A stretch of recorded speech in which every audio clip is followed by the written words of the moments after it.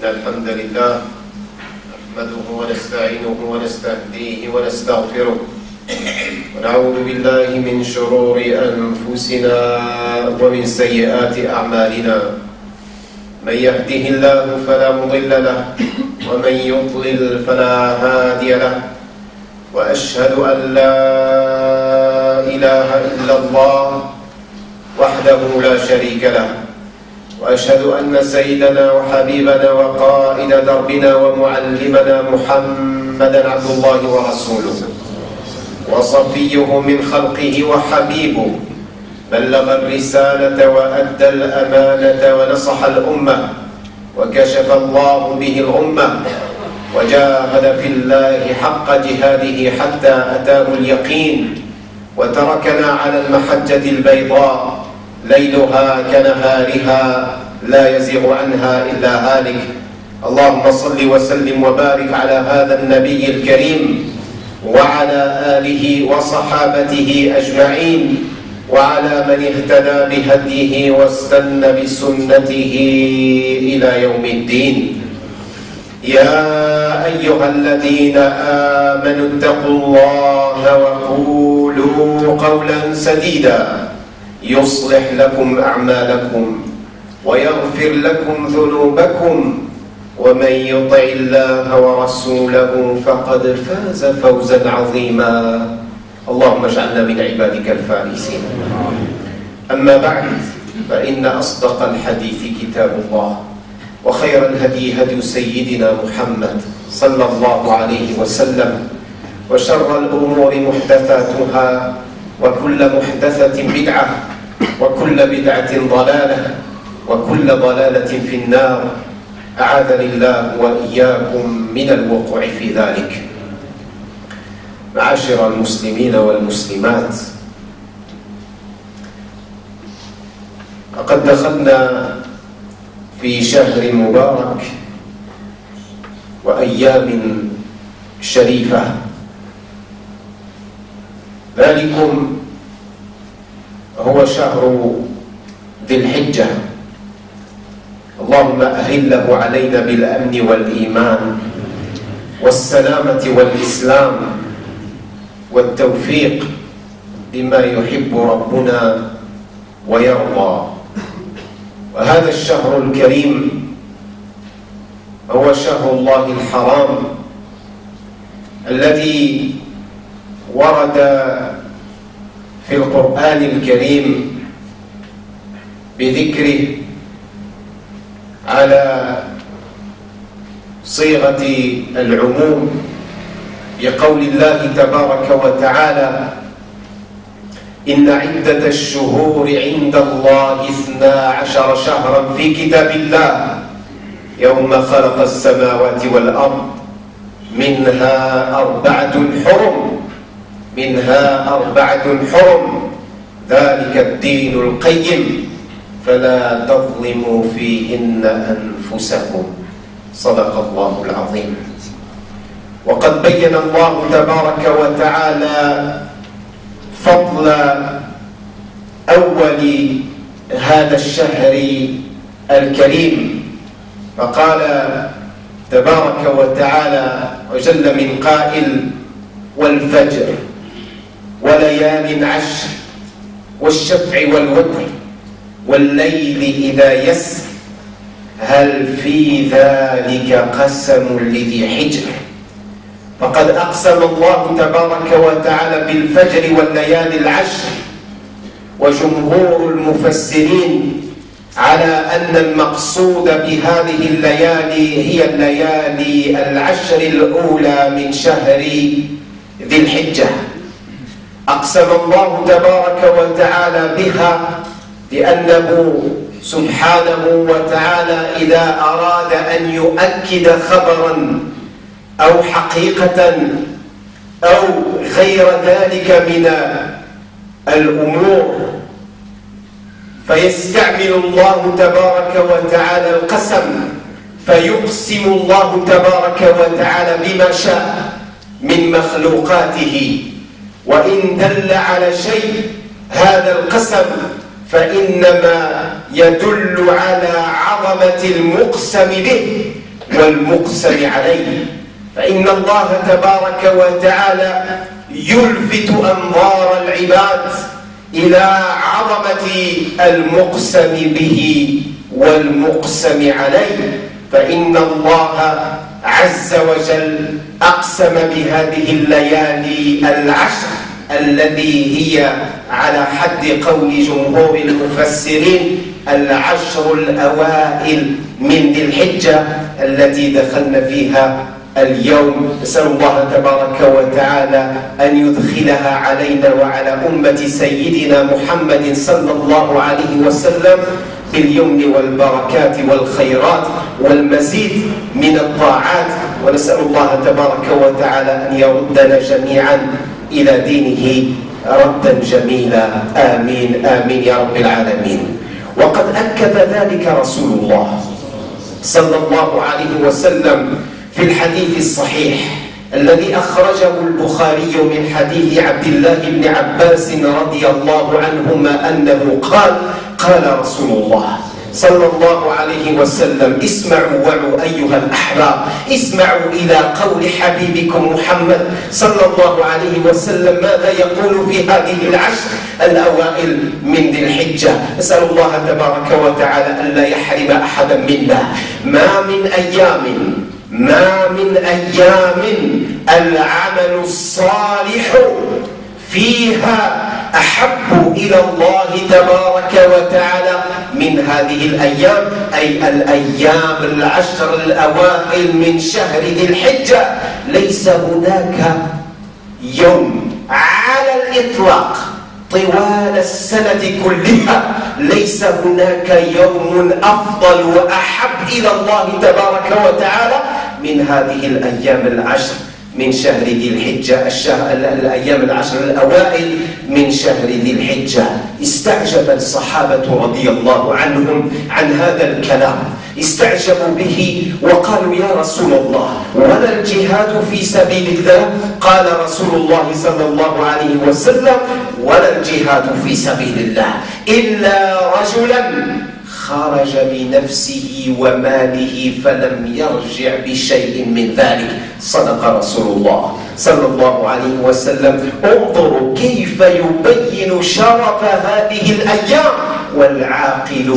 العاقل الفطن الكيس هو الذي يدرك شرف زمانه ومكانه، فيعرف كيف يستغل هذه الأوقات ويعمرها بالعمل الصالح، يتقرب إلى الله تبارك وتعالى بألوان وأنواع من العمل الصالح، يتفنن فيها في العمل الصالح، لا يترك عملا إلا ويحرص أن يكون لديه نصيب منه يتقرب به إلى الله تبارك وتعالى. اللهم اجعلنا من عبادك الفائزين، واجعلنا من عبادك السعداء بطاعتك يا رب العالمين يا أكرم الأكرمين. فالعاقل من عرف شرف زمانه ومكانه. فلذلك أن الله تبارك وتعالى من واسع كرمه ومن واسع فضله ومن واسع رحمته بعباده أنه يضاعف الثواب والأجور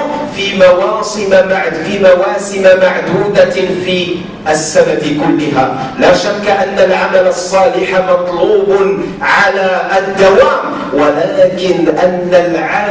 ولكن العاقل يستغل الفرص، فإذا ما سنحت فرصة مثل هذه الفرصة يجتهد ويجد في التقرب إلى الله تبارك وتعالى. نحن للأسف الشديد نرى كثيرا من الناس سواء من أبناء أمة سيدنا محمد صلى الله عليه وسلم، من أبناء هذه الأمة أو من غيرها، فإذا ما سمعوا أن هناك تخفيضات في الأسواق وفي المحلات، تخفيضات 50%، 60%، 30%، تراهم يسارعون إلى تلك التخفيضات لكي يحصلوا على أكبر قدر ممكن من البضائع، من المصنوعات، من الملابس، بل من الطعام والشراب. فيتعاملون بهذا المنطق مع أحوال الدنيا. ولماذا لا تراهم نراهم يسارعون في الخيرات ولا يتعاملون بمثل هذا المنطق مع أحوال الدار الآخرة إلا من رحم الله. اللهم ارحمنا يا رب العالمين، اللهم ارحمنا يا رب العالمين وأيقظ قلوبنا. نسأل الله تبارك وتعالى أن يوقظ قلوبنا من غفلتها وأن ينقذنا من شهوتها يا رب العالمين يا أكرم الأكرمين. فلذلك أيها الأحباب أوصيكم ونفسي في هذه الأيام ألا نضيع شيئا منها، فقد كان رسول الله صلى الله عليه وسلم حريصا على الخير، حريصا كل الحرص على الخير، فتراه يتفنن في أنواع العبادة من صوم ومن تصدق ومن ذكر لله تبارك وتعالى، ولا سيما الصيام، فقد ورد أنه كان لا يدع صيام 9 أيام من ذي الحجة، فكان لا يدعها. لمن استطاع ولمن قوي على أن يصوم هذه الأيام فليفعل، فإن فيها خيرا كثيرا كثيرا كثيرا لا يطلع على أجر ذلك إلا الله تبارك وتعالى. اللهم احشرنا في زمرة الفائزين. Mes chers frères et sœurs en islam, nous venons tout juste d'entrer dans un mois exceptionnel et dans des jours extraordinaires. Ce mois, c'est le mois de Dhul Hijjah, le mois qui est sacré, le mois qui est sacré. Au sujet de ces mois sacrés, Allah, exalté soit-il, nous dit dans le Saint-Coran, le nombre de mois est auprès de Dieu de 12. Le nombre de mois auprès de Dieu est de 12. Et il y en a, et cela depuis le jour où Allah tabaraka wa ta'ala a créé les cieux et la terre. Parmi les 12, il y en a 4 qui sont sacrés. Il y a Dhul Qa'da, Dhul Hijjah et le Muharram, ainsi que Rajab. Et nous sommes dans le mois de Dhul Hijjah. Ce sont des mois, c'est un mois qui est noble, c'est un mois à très grande valeur, et c'est un mois qu'il faut estimer, et c'est un mois qu'il faut respecter plus que n'importe quel autre mois, comme nous respectons le mois du Ramadan, comme nous respectons les autres mois sacrés. Et bien durant ce mois, il a une valeur particulière, et Allah tabaraka wa ta'ala appelle nos consciences en prêtant serment au sujet du début de ce mois.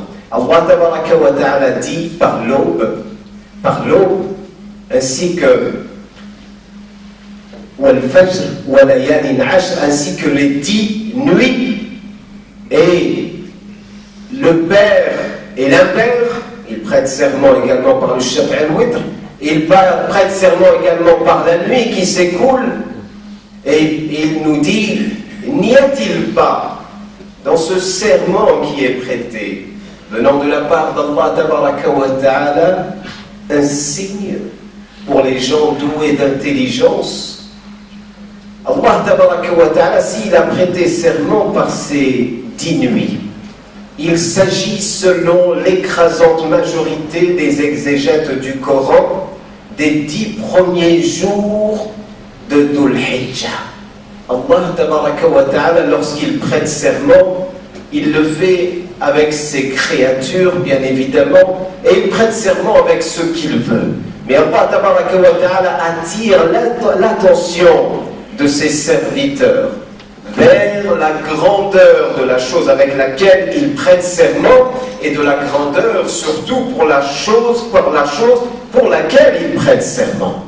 Allah tabaraka wa ta'ala ne prête pas serment futilement ou inutilement, mais cela a un sens pour les gens doués d'intelligence. Cela a un sens, et cela est capable de réveiller les consciences, les âmes endormies, les âmes étourdies, les âmes insouciantes. Cela, à celui qui prête l'oreille, eh bien, il va trouver l'éveil, de sa conscience et l'éveil de son âme. Allah tabaraka wa ta'ala, lorsqu'il prête serment, mes chers frères et sœurs en islam, il attire notre attention vers la grandeur pour la chose déjà avec la chose avec laquelle il prête serment et pour laquelle il prête serment. Et le prophète Mohammed sallallahu alayhi wa sallam est venu appuyer et consolider le propos coranique avec son propos prophétique. Qu'est-ce qu'il dit le prophète sallallahu alayhi wa sallam? Dans le hadith rapporté par le Bukhari d'après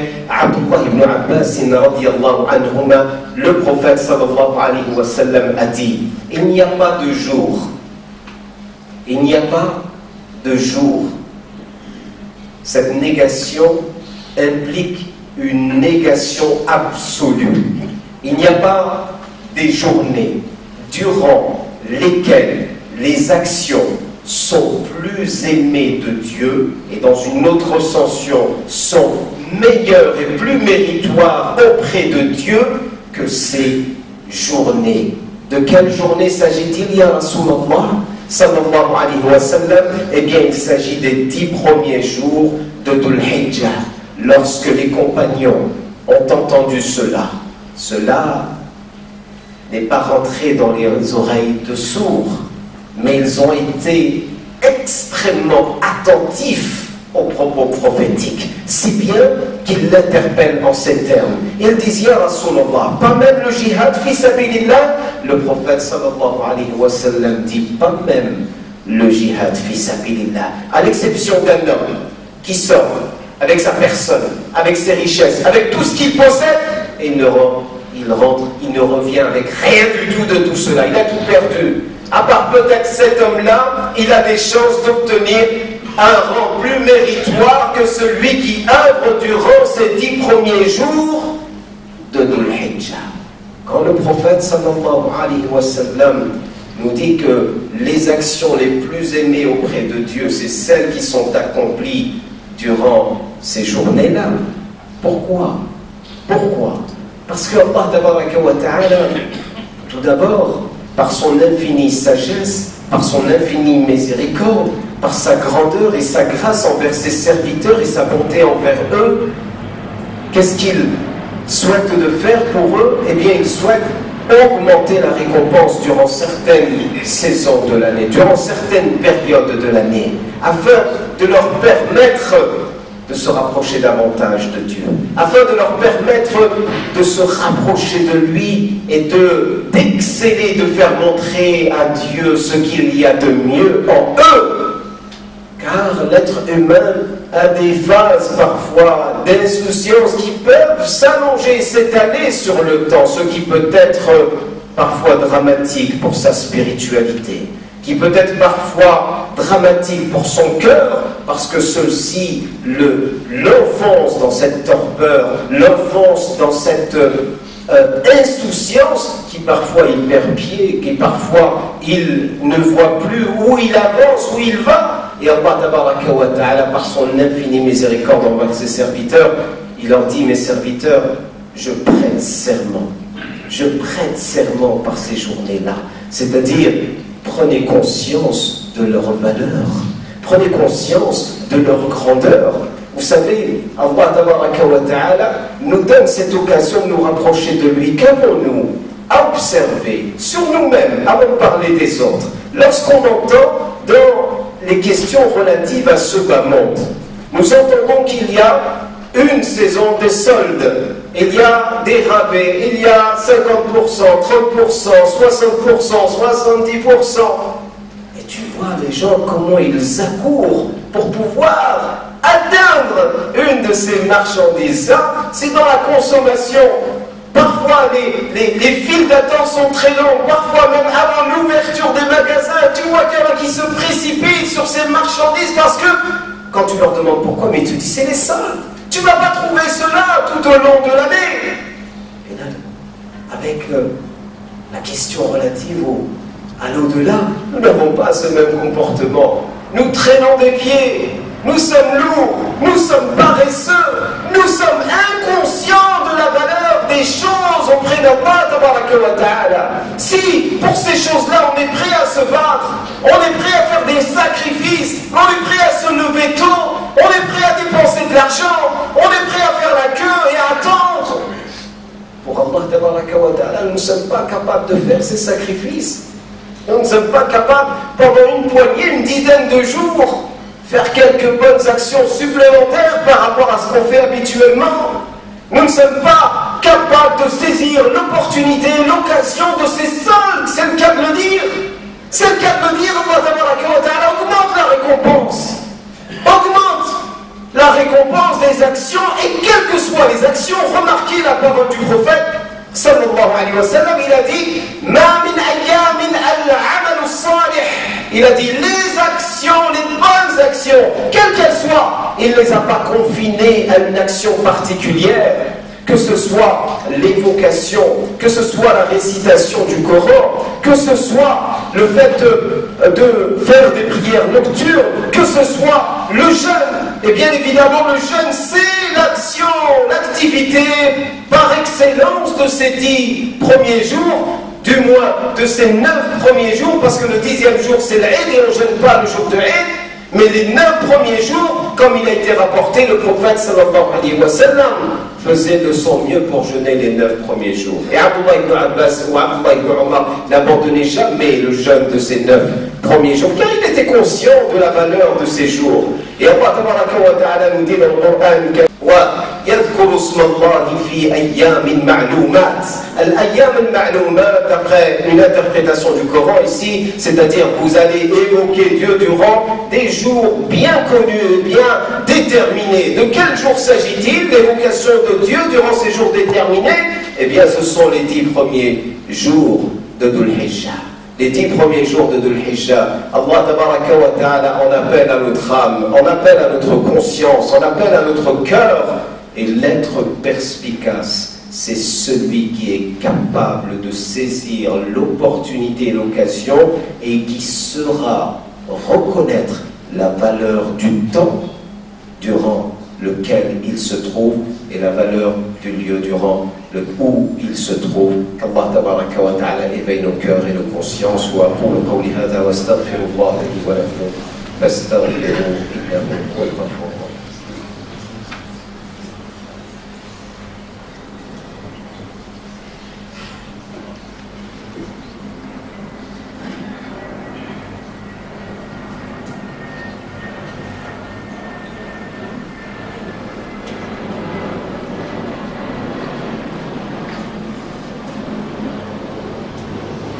الحمد لله نحمده ونستعينه ونستهديه ونستغفره ونعوذ بالله من شرور انفسنا ومن سيئات اعمالنا من يهده الله فلا مضل له ومن يضلل فلا هادي له واشهد ان لا اله الا الله وحده لا شريك له واشهد ان سيدنا وحبيبنا وقائد دربنا ومعلمنا محمدا عبد الله ورسوله اللهم صل وسلم وبارك عليه في الأولين وفي الآخرين وفي الملأ الأعلى إلى يوم الدين وفي كل وقت وحين وفي العالمين يا رب العالمين.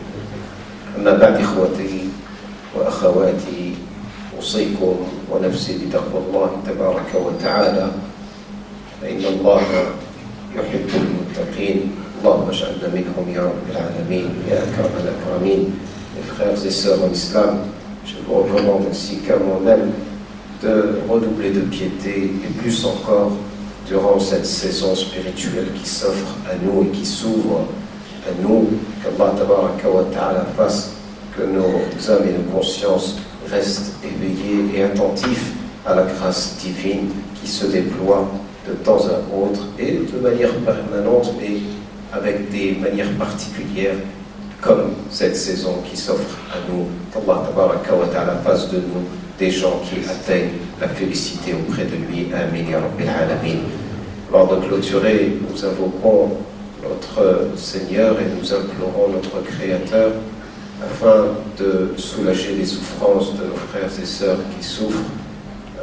Notre frère Al-Salah, notre frère Al-Hajj Rida, le petit Subhan, notre frère Yanis également, le jeune Yanis, qu'Allah tabaraka wa ta'ala allège leurs souffrances, Al-Hajj Ahmed également, ainsi que tous nos malades à travers le monde entier, qu'Allah tabaraka wa ta'ala allège les souffrances et les maux de nos malades. Amin ya Rabbil Alamin. Et qu'il fasse miséricorde à nos défunts. اللهم اشف مرضانا وارحم موتانا وعاف مبتلانا وتولى أمرنا واحسن عاقبتنا في الأمور كلها واجرنا من خزي الدنيا وعذاب الآخرة يا رب العالمين.